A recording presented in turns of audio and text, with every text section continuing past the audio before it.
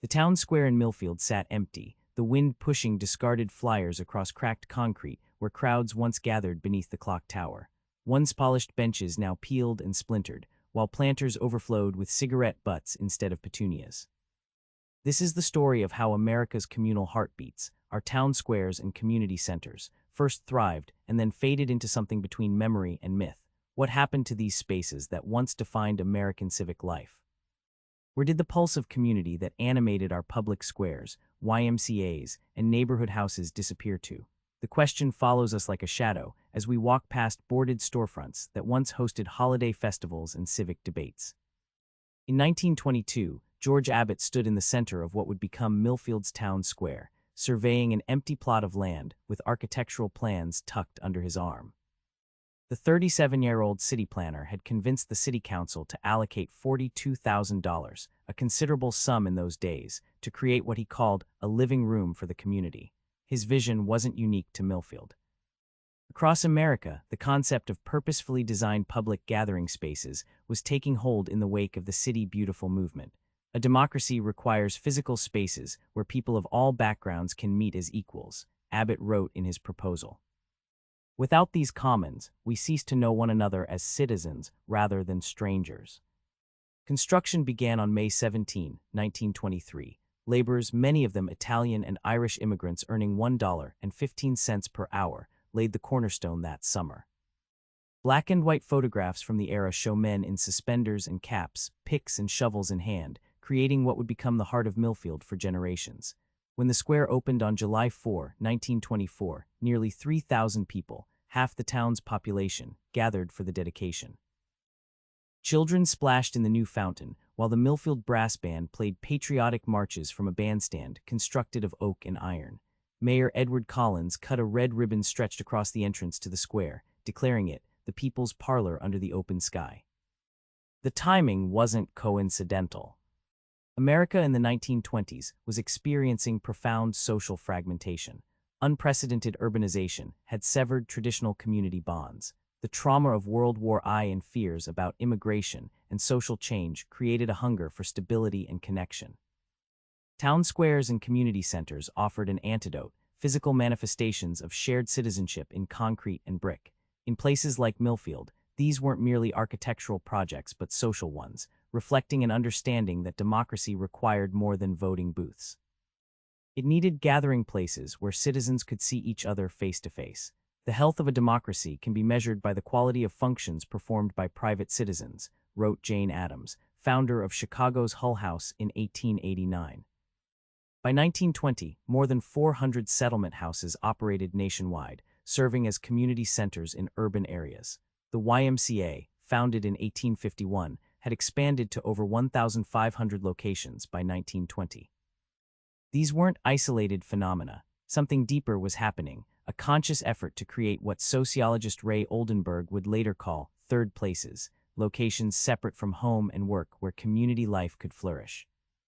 Millfield Square exemplified this philosophy. The design included a central plaza with benches arranged to encourage conversation, a bandstand for concerts, a simple wading pool for children, and space for a weekly farmers market. Shade trees were planted with the knowledge they wouldn't reach maturity for decades, a statement of faith in the community's future. Some believed these spaces were blessed from the beginning. Catherine Mitchell, who served as Millfield's librarian from 1924 to 1953, wrote in her memoir, "There was something almost supernatural about how that square brought people together. On summer evenings, you'd see the banker sitting beside the millworker, sharing cigarettes and conversation. It was as if the space itself had some power to dissolve the barriers between us." The square quickly became Millfield's focal point. Tuesday evening band concerts drew crowds of hundreds throughout summer months. During the Depression, citizens gathered there to discuss relief efforts and organize community assistance. When local boys left for World War II, farewell ceremonies were held in the square. When they returned, homecoming celebrations filled the same space. Millfield wasn't unique. Across America, community spaces were serving similar functions, sometimes by design, sometimes by happy accident. In Chicago, Jane Addams' Hull House offered childcare, classes, and meeting spaces for immigrant communities.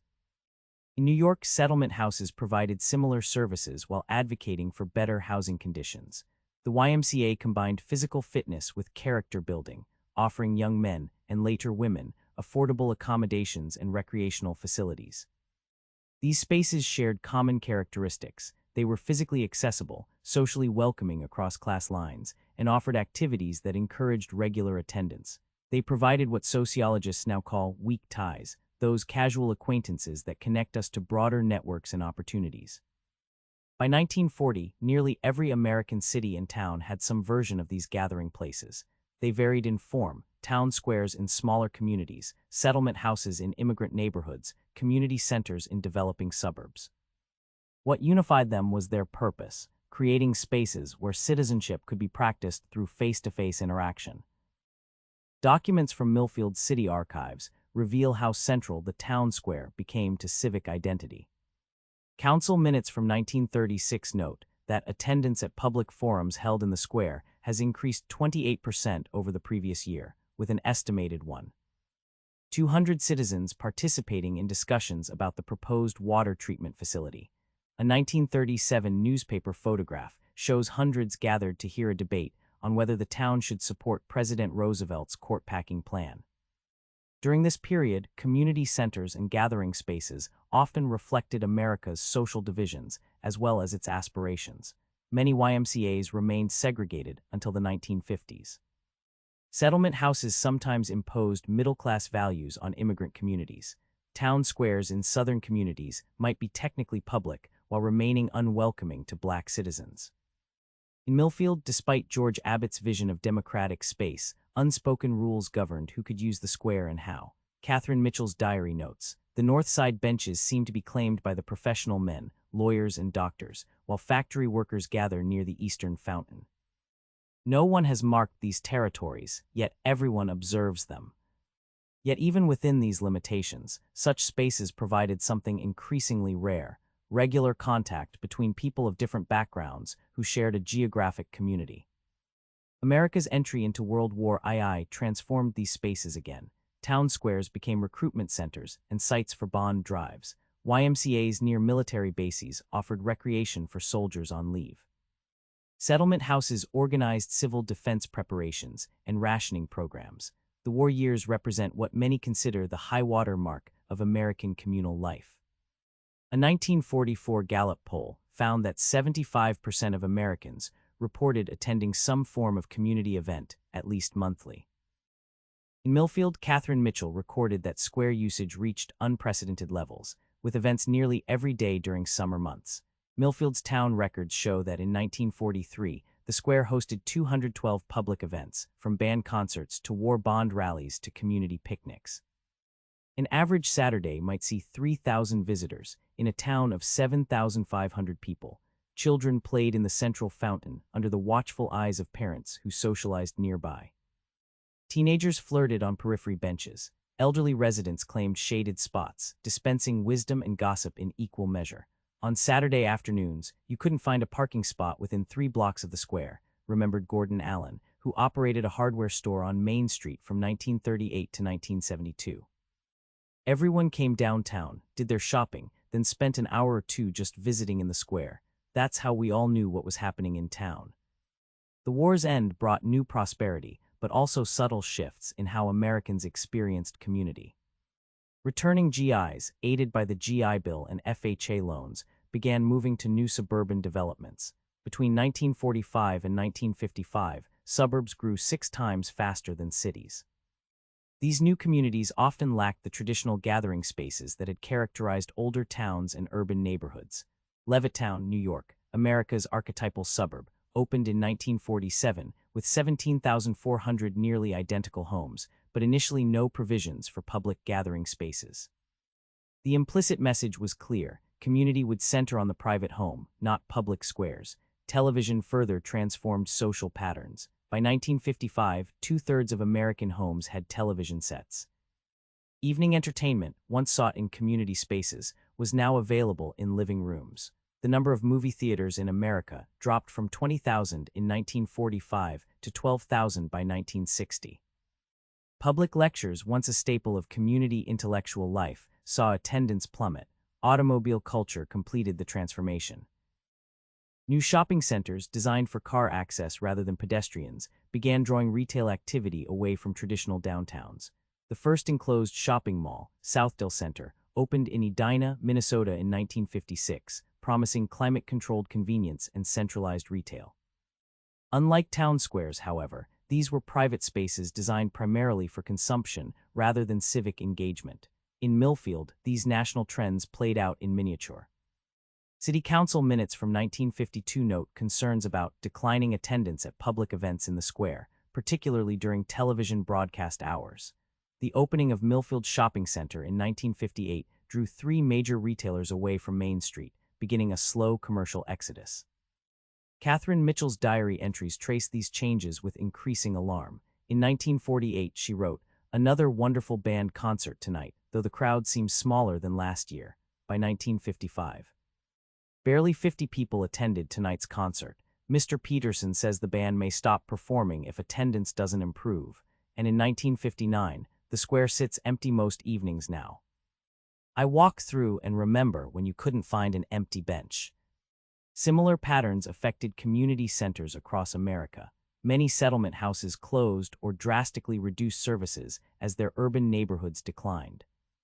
The YMCA, facing financial pressures, began emphasizing fitness facilities over community programs. Between 1955 and 1970, the number of active settlement houses in America declined by nearly 40%. Some believed there was something unnatural about this swift decline. Gordon Allen, the hardware store owner, told the Millfield Gazette in 1962, "It's like someone put a curse on our square. One day it was full of life, the next it was empty. People say it's just progress, but I think something valuable died in this town, and we may never get it back." Not everyone saw these changes as negative. Suburbs offered new homes with yards and modern amenities. Shopping centers provided convenient parking and weather protection. Television brought entertainment and news directly into homes. Cars offered unprecedented mobility. These changes happened remarkably quickly. In 1945, Millfield's town square was the undisputed center of community life. By 1965, just 20 years later, it had become an afterthought, used primarily as a shortcut between parking lots and remaining downtown businesses. The abandonment wasn't complete, however. Traditional community spaces found new purposes. In Millfield, the square became the gathering place for civil rights demonstrations in 1963. YMCAs nationwide developed programs for urban youth. Settlement houses that survived often focused on serving elderly residents who remained in changing neighborhoods, yet the trajectory was clear. Community spaces were becoming increasingly specialized rather than universal. New public facilities tended toward single purposes, senior centers, teen centers, recreation complexes, rather than multi-generational gathering places. The idea of a central community space where citizens from all walks of life might regularly encounter one another was fading. By the 1970s, many traditional public spaces had fallen into disrepair. Urban fiscal crises led to maintenance cutbacks for parks and plazas. Revenue-strapped YMCAs and community centers deferred repairs and reduced programming. Millfield was no exception. Council minutes from 1974 show the park's budget reduced by 35% from 1964 levels, with the town square maintenance allocation cut by half. A 1975 photograph in the Millfield Historical Society shows the once vibrant square looking decidedly shabby. Paint peeled from the bandstand. Several benches had missing slats. The fountain operated only sporadically due to pump problems. Most telling was the emptiness. Even this summer afternoon photograph shows only 3 people using the space. "Nobody wants to admit it, but the square is dying," wrote Millfield Gazette editor Thomas Barnes in a controversial 1976 editorial. "We spend money maintaining a space that fewer people use each year. Perhaps it's time to consider more productive uses for this valuable downtown property." His suggestion, converting the square to parking, sparked brief outrage but little sustained defense. Within communities across America, the cultural memory of vibrant public spaces was fading. Younger generations had no experience of town squares and community centers as central to civic life. The late 1970s and early 1980s brought further challenges. Economic recessions forced additional budget cuts. rising crime rates made public spaces seem threatening rather than welcoming. Suburban migration continued, hollowing out traditional urban neighborhoods and small town centers. YMCAs and community centers faced existential questions. Many reinvented themselves as fitness centers, emphasizing gym facilities and swimming pools over community programs. Others closed entirely. Between 1975 and 1990, more than 350 YMCA facilities shut their doors nationwide. In Millfield, the square narrowly escaped conversion to parking when the Historical Society secured a listing on the National Register of Historic Places in 1982. This protected the physical space, but did little to restore its community function. A 1985 usage study found that the average visitor spent less than 5 minutes in the square, usually passing through rather than lingering. The 1990s brought renewed interest in public spaces, albeit in modified forms. New urbanism emerged as an architectural and planning movement advocating walkable neighborhoods with mixed uses and public gathering places. Cities began revitalizing downtown areas, sometimes incorporating elements that mimicked traditional squares and plazas. These efforts produced mixed results. In some communities, revitalized public spaces became genuine gathering places. In others, they served primarily as tourist attractions or amenities for new luxury developments, physically public but socially exclusive. Millfield followed this pattern. A 1997 downtown revitalization plan included a $2.3 million renovation of the town square. The bandstand was restored, new benches installed, and the fountain rebuilt with computerized water jets. The reopening ceremony drew a crowd of 1,500, the largest gathering in the square in decades. "It's like discovering a treasure in your attic," Mayor Sandra Thompson told the crowd.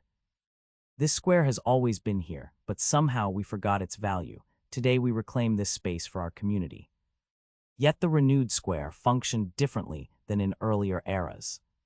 Programmed events, concerts, holiday celebrations, farmers' markets drew crowds, but spontaneous daily use remained minimal. Security cameras monitored the space, and a part-time security guard patrolled during daylight hours.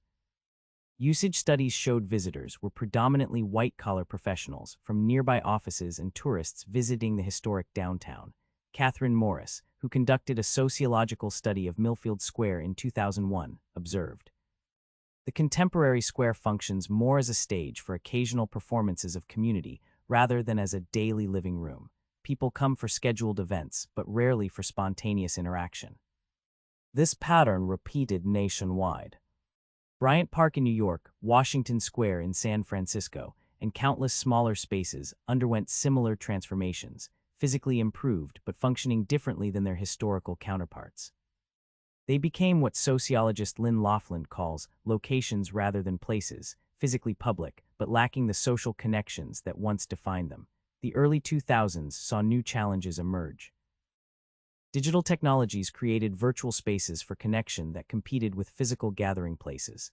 Between 2000 and 2010, the average American's time spent online increased from 9.4 hours to 18.3 hours weekly, while time in public spaces declined. Community centers faced similar pressures. Many YMCAs completed their transformation into fitness facilities, competing directly with private gyms. Those that maintained community services often struggled financially. Between 2005 and 2015, another 250 YMCA facilities closed nationwide. Gordon Anderson, who managed Millfield's YMCA from 1992 until its closure in 2008, reflected, "We kept trying to find our place. Were we a gym, a child care center, a community gathering place? In trying to be everything, we couldn't compete with specialized businesses that did one thing well." The 2008 recession accelerated these trends. Municipal budget cuts further reduced funding for public spaces. Community centers faced donation shortfalls just as demand for social services increased. Many never recovered. By 2010, America's landscape of community spaces had fundamentally transformed from a century earlier. Town squares existed primarily in smaller communities and often functioned as heritage sites rather than living public spaces. Settlement houses had largely disappeared. YMCAs had evolved into fitness centers or youth services providers. Shopping malls, which briefly functioned as de facto community spaces, were themselves declining. Yet the human need for gathering places remained. New forms emerged, often in unexpected locations. Some suburbs discovered that aging shopping centers could be repurposed as town centers. Churches expanded community services, offering meeting spaces and programs beyond religious functions. Coffee shops became what Ray Oldenburg calls third places, neutral ground where regulars gathered and conversations flourished. In Millfield, this adaptation took several forms. Though the traditional town square hosted fewer spontaneous gatherings, the public library, expanded in 2012, became an active community hub. The Riverside Cafe, with its policy of unlimited table time and free Wi-Fi, attracted a diverse clientele who came to recognize one another as regulars. The former Montgomery Ward building, vacant since 1998, reopened as a community arts center in 2015.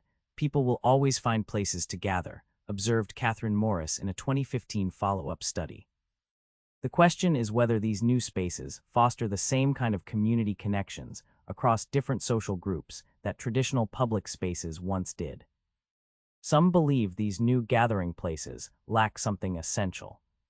Gary Anderson, whose grandfather helped build Millfield's town square, told an oral historian in 2016, "There's something not right about communities without hearts.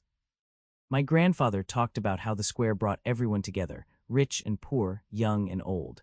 Now we've got all these separate places for separate groups. Is that really a community?" Others see the transformation more positively.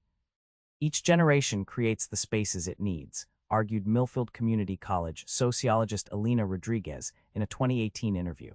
Digital natives move comfortably between online and physical communities. They're creating hybrid spaces we're just beginning to understand. The COVID-19 pandemic in 2022-021 added another dimension to this ongoing transformation. Public spaces emptied under lockdown orders, community centers closed, even informal gathering places like coffee shops restricted service. The sudden absence of physical community spaces highlighted their continued importance even in a digital age. As restrictions eased, many communities reported renewed appreciation for public spaces. Millfield Square saw increased usage in 2021, with visitors often mentioning how they had missed the option of being among others, even strangers. The farmers' market, which had relocated to the square in 2014, reported record attendance. Yet structural challenges remain. Municipal budgets, strained by the pandemic, struggle to maintain public spaces. Community centers face uncertain financial futures. The digital transformation of social life continues to evolve in ways that compete with physical gathering places. Visiting Millfield's town square today presents a study in contrasts. The physical space, lovingly restored through a 2017 historical preservation grant, looks remarkably similar to photographs from 1930. The bandstand stands proud, its white paint gleaming, benches line brick walkways, the fountain splashes cheerfully. What's different is how people use the space. On weekday afternoons, a few office workers eat lunch when weather permits. Tourists photograph the historical markers. Occasional seniors sit briefly while running errands. But the spontaneous community that Catherine Mitchell described in her 1937 diary, where one could learn more about Millfield by spending an hour in the square than a week anywhere else, seems absent. Special events still animate the space. The summer concert series, revived in 2005, draws respectable crowds. The Christmas tree lighting remains a community tradition. The Thursday farmers market brings temporary vitality. But between these programmed activities, the square often sits relatively empty, a place people pass through rather than gather in. What happened to America's town squares and community centers? The question has no simple answer. Some point to technological changes, automobiles, television, the internet, that transformed how people connect. Others blame economic factors, suburban development, commercial concentration, budget constraints. Still others see cultural shifts, increasing privacy concerns, declining civic engagement, changing leisure patterns. Perhaps all are true. Perhaps none fully captures the complexity of this transformation. Some believe there's something almost supernatural about the decline of these spaces, as if America lost some essential magic that once animated our public life. "You can feel it when you sit in an empty square that used to be full of people," said Catherine Morris. "It's like a haunted house in reverse, not haunted by those who died, but by those who lived and gathered and connected here." In abandoned YMCAs, former settlement houses, and quiet town squares across America, security guards sometimes report strange phenomena: sounds of children playing, fragments of music, the murmur of conversations in empty spaces. Rational explanations certainly exist, yet these stories persist, as if these places remember their past even when communities forget. The story of America's community spaces isn't finished. New chapters are being written in unexpected locations. The former Millfield Mall, closed in 2019, is currently being redeveloped as a mixed-use community with apartments, offices, retail, and a central plaza explicitly designed as a gathering space. The developers have hired Catherine Morris as a consultant, asking how to create what they call authentic community in a planned environment. Meanwhile, young adults who grew up without traditional community spaces are creating their own traditions. Millfield's Maker Space, founded in 2016 in a former hardware store, has become an intergenerational gathering place where people collaborate on projects. The community garden, established on vacant land in 2012, brings together neighbors who might otherwise never meet. The town square itself shows signs of adaptation. In 2022, the city installed free public Wi-Fi throughout the space. A small coffee kiosk opened on the square's edge. Monthly community forums, inspired by New England town meetings but addressing contemporary issues, now attract diverse participants. These changes haven't restored the square to its historical role, but they suggest evolution rather than extinction. Communities need hearts, said Gary Anderson at a recent forum about Millfield's future. For 100 years, this square was our heart. Maybe it can be again, just beating in a different rhythm. America's landscape reveals both loss and adaptation. Traditional gathering spaces have declined, yet the human need for connection continues to find expression. New forms emerge, some promising, others problematic. The question remains open: can we create public spaces that serve diverse contemporary communities while fostering the democratic encounters that define their historical predecessors? Catherine Mitchell, Millfield's librarian who so lovingly documented the square's golden age, wrote in her final diary entry in 1953, "The square seems quieter this summer." Perhaps it's just the heat keeping people home by their television sets, or perhaps something deeper is changing in how we live together. I wonder what this place will mean to Millfield 50 years from now. 70 years later, we might answer her. It means less than it did, but perhaps more than we realize. The ghost of community past still haunts these spaces, reminding us of something we've lost. Yet in that haunting lies possibility, the chance to remember what public spaces once meant and might mean again. In Millfield today, the town square sits beneath the same clock tower that has marked community time for nearly a century.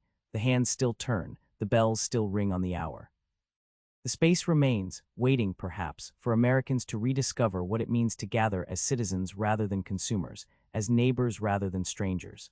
Some say the age of public gathering places has passed, rendered obsolete by technology and social change. Others believe we're witnessing not death but transformation, that humans will always create spaces to connect face-to-face, whatever forms those take. Perhaps both perspectives contain truth. Perhaps neither fully captures what's happening in communities across America. What's certain is this: in Millfield's town square, as in thousands of community spaces nationwide, the benches remain. They sit in silent testimony to a particular vision of American community, one that believed democracy required citizens to see each other, speak together, and share common ground. Whether we choose to fill those benches again is a question each generation must answer anew. The wind still moves through Millfield's empty square, pushing forgotten flyers across cracked concrete that awaits repair or replacement. The ghost of what was haunts what remains. The possibility of what might be whispers to those who pause long enough to listen.